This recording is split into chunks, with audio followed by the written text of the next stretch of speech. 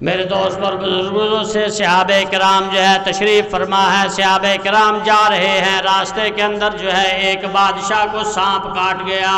حدیث مبارکہ کے اندر یہ واقعہ موجود ہے کہ اس بادشاہ کا ایلچی جو ہے، اس بادشاہ کا ملازم اور خادم جو ہے، نوکر اور چاکر، وہ بھاگتا ہوا آیا۔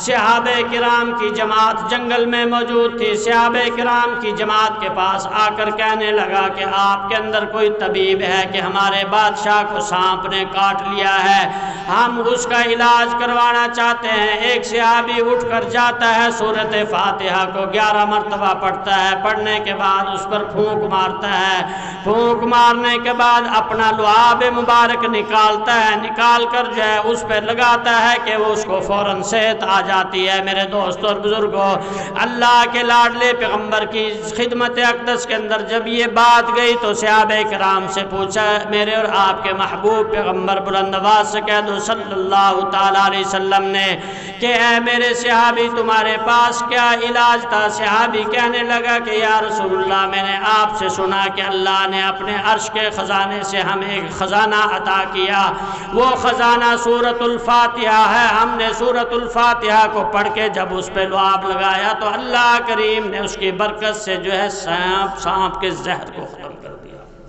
بلند آواز سے کہو سبحان اللہ۔